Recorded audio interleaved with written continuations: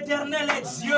Il est écrit quand Dieu bénit, personne ne peut maudire. Le Dieu qui va t'élever, bien-aimé dans ses ministères, il est celui qui t'élève et personne ne peut te rabaisser. Le Dieu qui va te bénir, il est celui qui te bénit et personne ne peut maudire. Le Dieu de ses ministères, c'est le Dieu qui ouvrira des portes pour toi et personne ne peut fermer. Le Dieu de ces lieux, c'est le Dieu qui dira oui à ton élévation et personne ne dira non. Que cela s'accomplisse au nom de Jésus. Que cela s'accomplisse au nom de Jésus. Que cela s'accomplisse au nom de Jésus. Par tes acclamations, est-ce que tu peux commencer à recevoir cela au nom de Jésus? Voici où il y a Mungu akupanguze machozi dans le nom de Jésus. Voici où il y a Mungu akupanguze machozi au nom de Jésus. Mungu ule alitumika na Ana, haleluya. Ana alikuwa mutasa, banamcheka kwa Penina. Wakati ilifika, Mungu alimupatia mtoto. Wakati Ana anapata mtoto, mimi napenda mwimbo wa rimba. Anaanza kuimba mwimbo anasema, c'est l'Éternel qui appauvrit et c'est celui qui enrichit. Asema, c'est l'Éternel qui fait descendre du séjour des morts et c'est lui qui relève du fumier.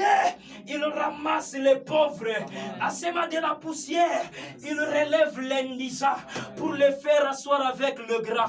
Toi qui as été patient dans l'indigence, ni kunona vile Mungu atakunyanyua au moment opportun.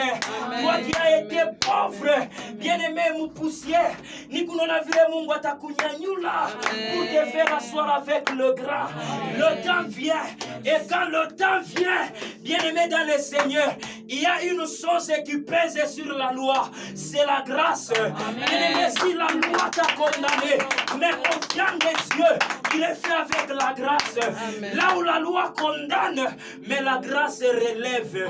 Kama tunasoma histoire ya Mephibosheth, permettez-moi Aïcha. Bien-aimé, Mephibosheth alikuya kulo débat, un endroit qui était négligé. Un endroit qui était négligé. Kama banasema mtu wako kulo débat, ni kusema iko fasi ya mbaya. Nzo kintu kia kwanza, kintu kia pili, mikulu yake ilikuwa ya kilema, haleluya. Loi juive inasema hivi, muntu pa kuingia mkuru royal ni muntu leko mwenye kweneana. Kama iko na kilema, asiwezi kuingia, haleluya. Sa vile Mungu alipermettra Mephibosheth avunjike, il est le Dieu qui a permis à ce que Mephibosheth ingie mkuru royal malgré la loi, haleluya. Et qu'est-ce qui s'est passé là? Anaingia mkuru royal, David anasema hivi, kwanza leo mashamba ya bazazi yako nina kululishi, haleluya. Abishe pale alipaswa kumoja sema beba mashamba bintu bandu kwako weni. Mephibosheth alipaswa kwenda pakulima mashamba ifo kwa je, ifo kwa mshima, haleluya. Ifo mikulu yako iko ya bien. Kama mikulu yako iko ya kilema utashinda rima, haleluya. Mais David pouvait lui dire, mimi nakulusha mashamba toka wende.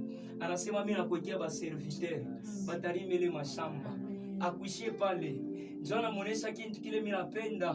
Asema kwanza leo utakulia na miguu meza. Amen. Mephibosheth anasema, mimi ni kunani? Qui suis-je? Un chien pour que tu te souviennes de moi. Anasema mimi ni kuimbwa njoo nikumbuke. Mimi napenda réponse yake ilikuwa inspirée. Et quelle était cette inspiration? La Bible dit, mieux vaut un chien vivant qu'un lion mort. Ataka malikuya imbwa, il était un chien vivant qu'un lion qui était déjà mort. Zo David anasema kwanza leo utakulia na miku meza. Or kama tunaona meza ya kulia ni meza ingalaka mrefu. Mtu kama nekala mikulu yake inaingia chini. Aya ya Mephibosheth ilikuwa kumikulu. Mungu alimweka kumeza. Aya yake inafutama chini ya meza. C'est pourquoi David dit, l'Éternel est mon berger, je ne manquerai de rien. Il me fait reposer dans les verts pâturages.